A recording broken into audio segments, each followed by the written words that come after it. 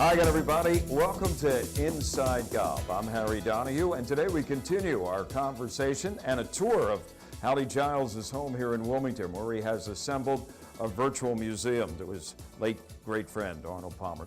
Last week, we kind of traced the history of these two gentlemen, how they first met here in Wilmington, and what's happened since, including a lot of memorabilia. And this is a unique lampshade and lamp. Tell us about the history of this. A very good friend that I went to Temple Dental School with, Pete Richter, and his wife, Pat. Pat, as a Christmas gift to me, came up with the idea to make a lamp. So this is a painting that she did, sort of a copy from Leroy Neiman. And so she called Winnie Palmer and said, I'm doing this lamp for Howdy for Christmas. Could you get me some golf clubs from Arnie? So Arnie picked these clubs out himself. These are clubs that he's used in tournaments. This is a aluminum shaft club.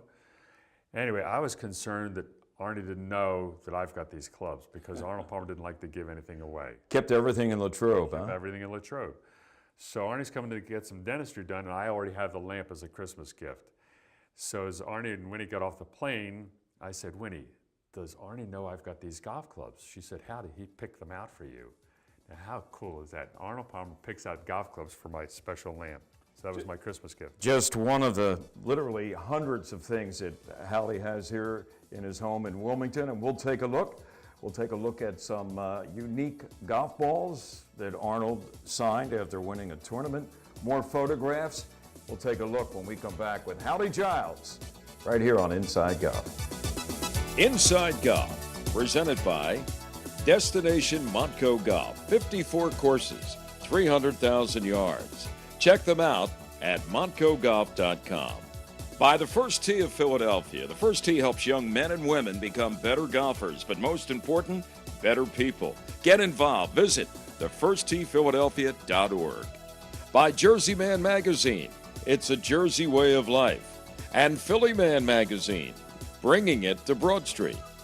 And by the Philadelphia Section PGA, experts in the game and business of golf. Take time to thank your local PGA golf professional.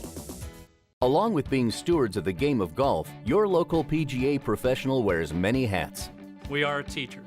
We are players. We are managers. We are merchandisers. And community leaders. But we all wear one badge. PGA professionals are well-trained experts who work hard to share the joy of golf with our neighbors for over 90 years. To find your local PGA professional, visit phillypga.com. Brought to you by the Philadelphia section of the PGA. We are the experts in the game and business of golf. Oh no! What? Mandy keeps sending me pictures of the girls' shopping trip to Montco. Why did you tell him you couldn't go again? Because I told him that we needed to catch up on housework.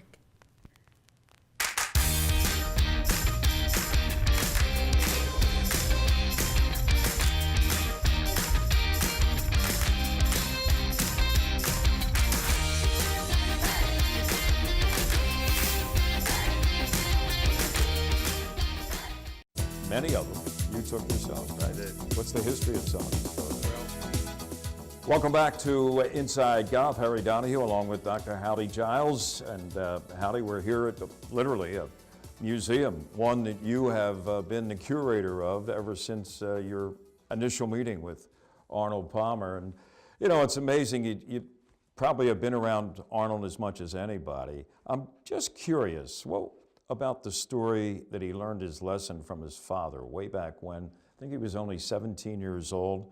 He threw a club, and Deacon, as they called him, he didn't appreciate that, did he? I'm not sure how Arnie told me this story, but he told me this story. He was playing like the West Penn Juniors, and on the 17th hole, he three-putted, got so mad he threw the putter up into the tree, got caught in the tree, and he went on to win the tournament. And so he's very proud, and he's driving the car home, his mother and father in the car, and nobody is talking for 1.5 hour. About a 45-minute drive home. Finally, the silence broke when his father said, son, if you ever throw another golf club again, you'll never play golf again. Simple as that. And that was the lesson. That was a lesson. Did you ever see, how competitive was he when you were playing just a match with friends at Bay Hill or wherever? He was very competitive. I mean, at Bay Hill, they play, it's called a shootout group. And they would have ABCD player play with a pro, and Arnie loved competition. I mean, he loved winning $1, $5, $10, whatever, and they would always have these side bets. It cost $40 to get in the event, and I loved getting in it, and they would always pair me with Arnold Palmer, which was good for me. And he was very competitive. I mean, the side bets, I mean, he's in the locker room collecting bets. Just like any other club around America, huh? Exactly. How about it? All right, let's talk about some of the things in this room, and there are so many. I don't know where to even begin. Arnold appeared, and I know you know the number because you did the research, on numerous covers of Sports Illustrated. How many over the span of his great career? He was on 14 covers of Sports Illustrated. Then he was on Time magazine. He was also on Newsweek magazine. And most recently, I'm holding right here a special commemorative edition of Newsweek, and that's Arnold Palmer. I don't know when that, I know you didn't take that photograph. I didn't take that photo. Arnold was too young. Too young. But it had to be in the late 50s, early 60s, right? What a great shot. Tell us about the photo that you took that eventually Leroy Neiman copied and made a print of. That photograph I took at Latrobe Country Club, and I call it my most famous photograph. Arnie was practicing to play a senior event at Shoal Creek in Alabama. Leroy Neiman, a very famous artist, copied my photograph and did this great print.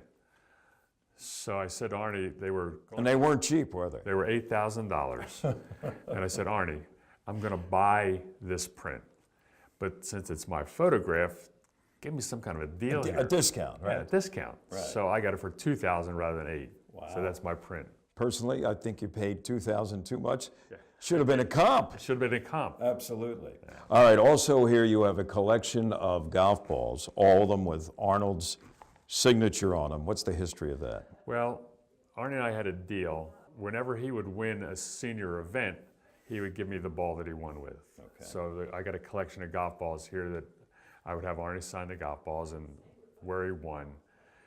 Anyway, it was sort of a neat collection. Another neat thing I have over there, he built a golf course in Charlotte, and he designed it. And the first tournament there, Arnie has a hole-in-one on the 12th hole. So the club wanted the golf ball. He says, I got a deal with my dentist. He said, I got to give him the ball. So I've got the ball over there. From that. Well, Howdy, this can here pretty much says it all. I think everybody, at least golfers in a grill someplace, has had an Arnold Palmer. But what's the history? Did Arnie really like iced tea and lemonade? He did. He was in Palm Springs, and he said to the waiter, he said, I'll have half iced tea, half lemonade. And there was a lady sitting next to Arnold Palmer, and she said, the same thing as Arnie. And I'm going to call her Arnold Palmer. So that's how it started. It all began that way in Palm Springs. How many years ago was that? Do you have any idea? It was probably in the mid-'60s. Okay. Now, you have, on this can, they have several photographs of Arnold, and many of them you took yourself, right? I did. What's the history of some of these photos? Well, when Arizona Iced Tea found out that I had all these great photographs of Arnold Palmer, they said, could you send me photos? So I sent them my best stuff. And so they said, this is great, we're going to use 6 of your photos on the can. I said, great, what are you going to pay me? Oh, we're not going to pay anything, we're just going to put your name on the can. You got a life supply of Arnold Palmers? I said, yeah, I want some money. I said, anyway, they put my name on 3 of the photos on the can.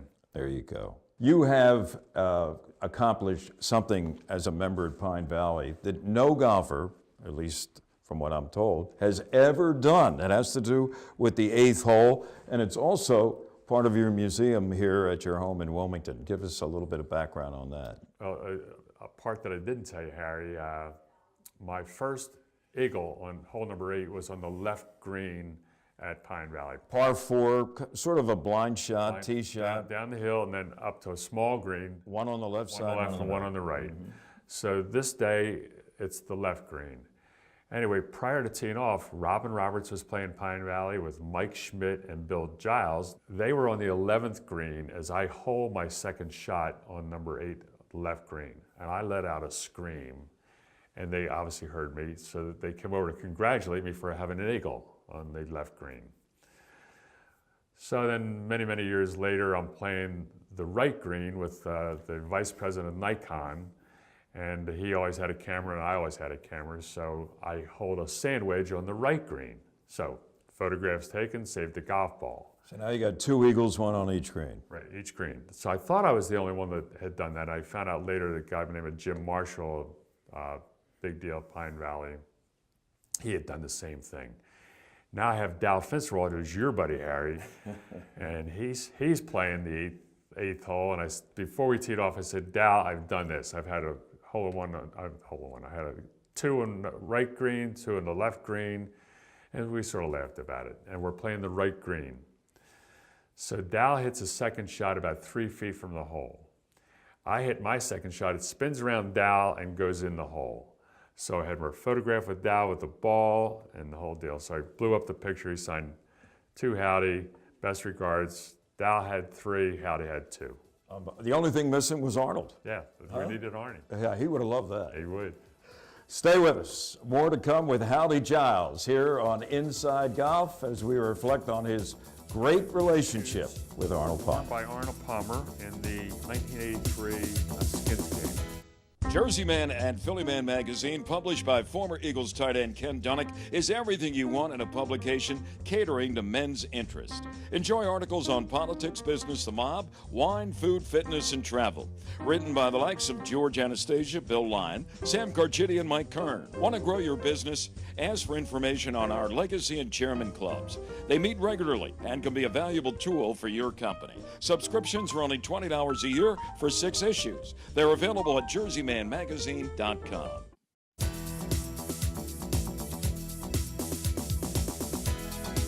Welcome back to Inside Golf. We're at the home in Wilmington, Delaware of Dr. Howdy Giles. And as you just heard, Howdy and Arnold Palmer go back a long ways, and much of it has to do with the personal photographs that you have taken. I guess you unofficial photographer for Unofficial photographer. Arnold? I was his personal unofficial photographer. Now, this room here, this is the basement of your home. It's a virtual museum to Arnold Palmer. I know Arnold has been here too, right? He's been here several times. It's amazing. It all began though with this one print right behind us, Howdy. Tell us about it. This one print, Winnie Palmer really took a liking to Cal and I. She sort of took us under her wing, that we were almost part of their family. I was like their son they didn't have. He had 2 daughters. Anyway, she knew we were doing a basement with a golf motif, mostly Arnold Palmer stuff. And so she gave us this to start our basement. And you do whatever you want with it and put anything else around it. So that was the first picture. And this is Tip Anderson, the caddy for Arnold Palmer in each Open at the British Open, but it's the Open. And he was, I think Arnold himself said, without Tip, he probably wouldn't have won that event. Tip, and so when I'm a member of the Royal and Ancient Golf Club of St. Andrews, thanks to Arnold Palmer. Now that's pretty cool.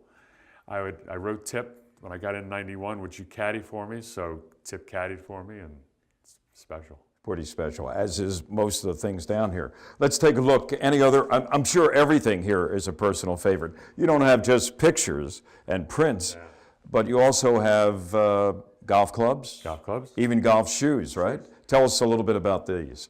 These shoes were worn by Arnold Palmer in the 1983 Skins game in California. Okay. And he gave them to, why did he give them to you? You know, I'm not sure. He was cleaning out his garage, and I love being with Arnie when he's cleaning out his garage. And he said, "How do you want these?" And I knew what they were because they were written up in Sports Illustrated. Okay. They were Anteater golf shoes done by Johnson and Murphy. He said, "How do you want them?" I said, "Yeah." So anyway, I had the shoe So he shine signed? guy. So I had him sign Arnold on one and Palmer on the other. There you go.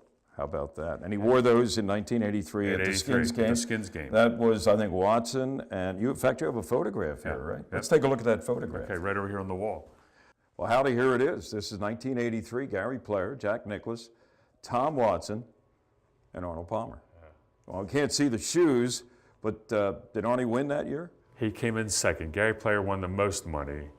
A friend of mine named Brian Morgan took this photograph, and it's a shame because he used my driver in the Skins game.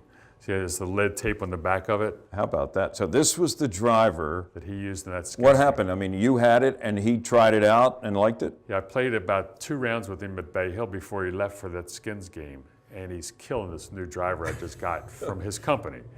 And so he said, "Howdy, could I use it in the Skins game? I will give it back to you." So he's got the lead tape on there. Obviously, I left the lead tape on. So this, and he gave it right back to you? He only used it for that one event? That's it. So this is the grip. So if I hold it here, That's it. now did you use it after that yourself? No, no. No? Once Arnie used it, That was it. it's a It piece goes of- on the wall. Goes on the wall. Okay. It's great. There's some other, how about this set of clubs? This is a collector's set of clubs. Jim Dotson did a story about Arnold Palmer, his life story, and just a commemorative set of clubs. There's his jet. This is the jet. Is this the jet that Citation was jet. used to do the flyover at the Basilica at Latrobe following Arnold's memorial? Right, Citation 10. A great story about it. The jet, Tom Ridge, Governor Tom Ridge from Pennsylvania, had never flown with Arnold Palmer. And we were flying down to Seminole for the pro member golf tournament at Seminole. And so on the way back, Arnie says to the co-pilot, Pete, why don't you fly us back? So Arnie's in the right seat now. So as we take off, we're heading south to come back north. So as Pete the pilot takes off, and he literally stood it on its wing. So the governor and I are on our side, dying laughing in the back of the plane. This is hysterical what they're doing. So then he leveled off and I went up to the front. I said, what a great takeoff. He said, I asked the boss, is it okay if I do that to the guys? They don't weigh that much. So sure. So now we get back to the Orlando airport. We're driving Arnie's Escalade to the hospital to do his little photo gig. And Arnie's in the Escalade, front seat, Tom Ridge in the back, and I'm leaning forward. And Arnie's lost getting to the hospital. So he pulls off to the side of the road. He says to the guy, he said, do you know where the Arnold Palmer's Children's Hospital is? I'm a little lost. Now, you know that guy went home and said to his wife, you're not going to believe this. Arnold Palmer stopped alongside the road and asked me where his hospital was. Could only happen to Arnold Palmer, huh? Yeah, exactly. All right. Now, this was another photograph. I take it at the Skins that's that a Skins year game as well. in 1983. 83. That's Arnold Palmer's last Masters. Oh, yeah. I was there that day myself. You were there? He wore that red shirt. I'll never forget it. 2004. Yeah. Amazing. How about that? And then a great photo of Tiger Woods and Jack and Arnie. This was a 1996 photograph. That was the year before Tiger won. He won in Won in 97. 97. Okay. Now, was this during a practice round? Practice, or this is during the par 3. They played all day, 18 holes, and I would jump 3 holes ahead because I couldn't get anywhere near him. It was that crowded. He's this young hot shot at Stanford. So anyway, I got inside the ropes on the par 3 and took that. So let's see. 18 majors, 14 majors, and 7 majors. 7 majors. Yeah. Wow. Pretty cool. That's a lot of wins. A lot of wins. And then you got everybody to Autograph. sign them in. There's only one of these in the world. How about that? How about Pine Valley? Now, I know you're a member of Pine Valley. Yeah. Did you ever play with Arnold at Pine Valley? I did. Did he have a favorite in the Philadelphia area to play, or knowing Arnold Palmer, no matter where he teed it up? I mean, Marion, He had a loved great Marion. time. He wrote about Marion in his book, My 54 Favorite Holes, and 13th hole at Marion. That was in his book. And you have a hole-in-one on that hole, right? Hole in one, yeah. Howdy Giles, amazing. Howdy, we're going to take a break. We'll be back in just a moment with more on Howdy and Arnold Palmer, but stay with us. Coming up next, Teed Off. Can't go away. Look at Tom Watson. He overcame him. He's a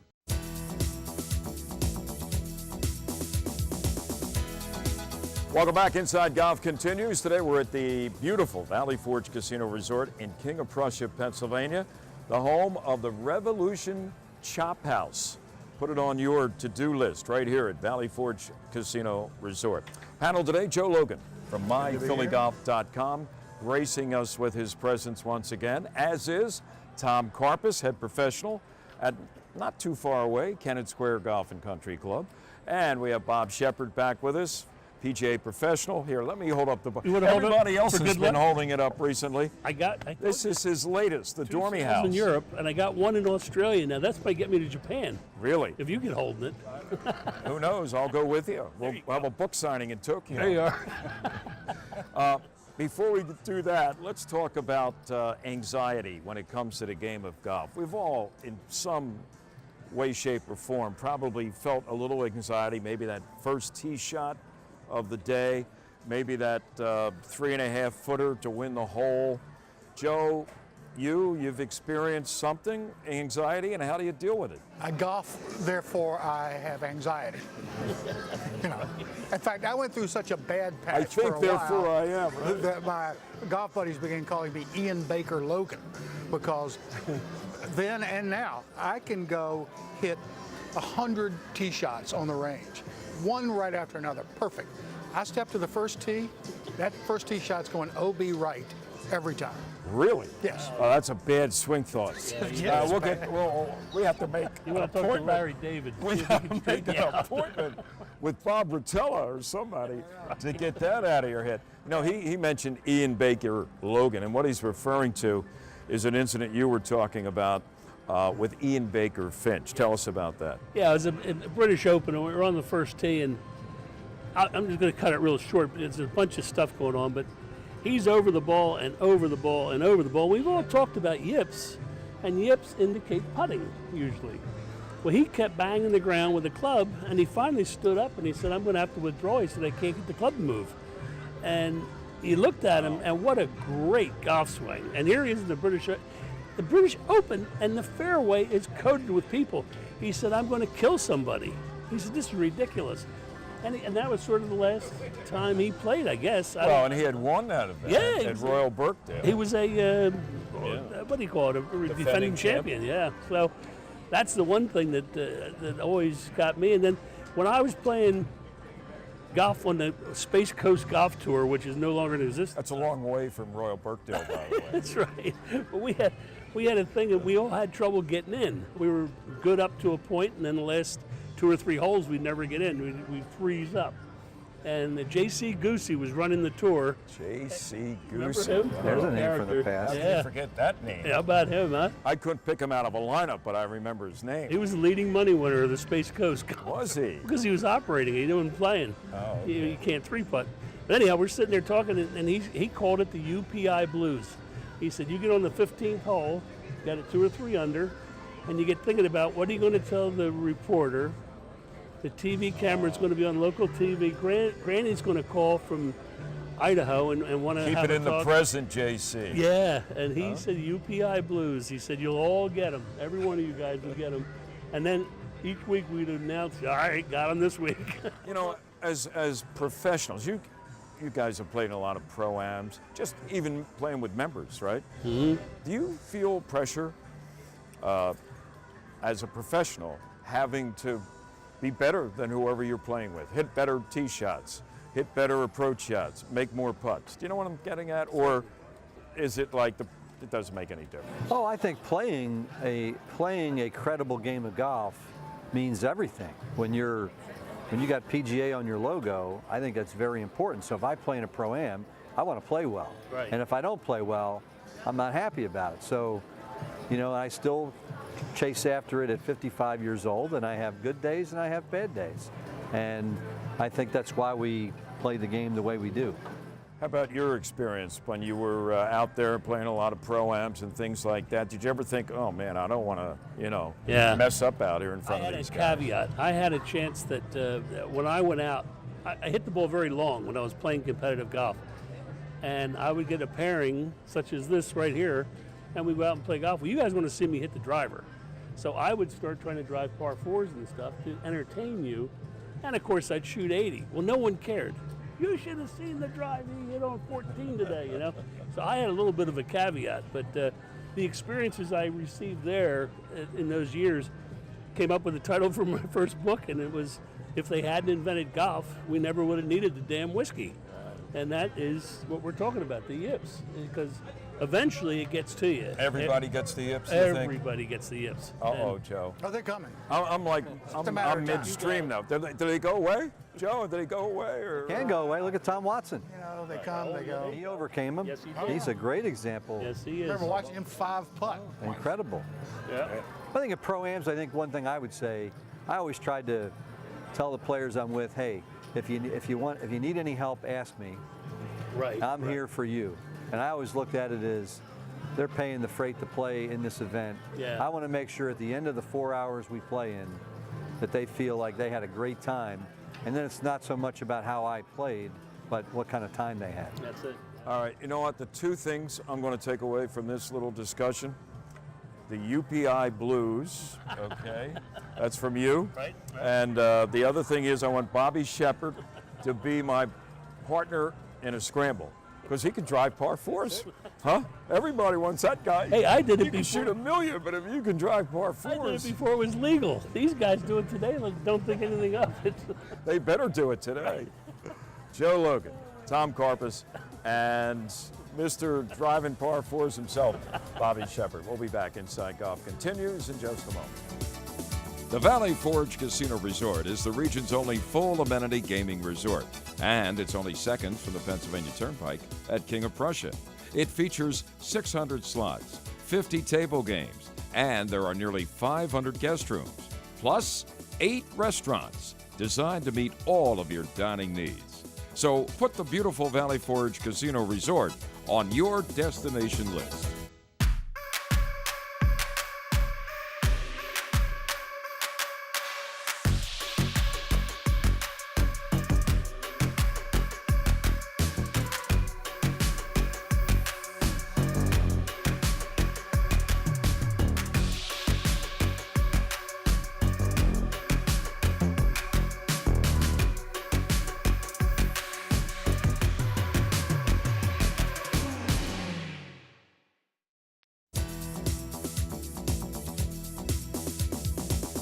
Well, that's going to do it for this week's edition of Inside Golf. Our thanks to Howdy Giles. Howdy, thanks for having us. Thank you, Harry. Thanks for sharing over the last couple of weeks your unique relationship with Arnold Palmer. You know, like you said, he didn't like the term king, and probably for a lot of us, he's even higher than that status. But as we said before, it's hard to imagine he'll ever be replaced. He'll never be replaced. Thanks, Howdy, and thanks for watching us. That's it for this week's edition of Inside Golf. Hope you enjoyed our past 2 weeks talking about Arnold Palmer with his great friend and dentist, Howdy Giles. I'm Harry Donahue. Remember, no matter how bad it's going for you out there, don't pick up.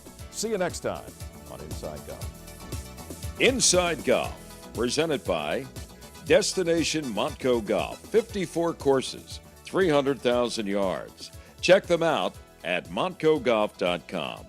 By the First Tee of Philadelphia. The First Tee helps young men and women become better golfers, but most important, better people. Get involved. Visit thefirsttphiladelphia.org. By Jersey Man Magazine. It's a Jersey way of life. And Philly Man Magazine, bringing it to Broad Street. And by the Philadelphia Section PGA, experts in the game and business of golf. Take time to thank your local PGA golf professional.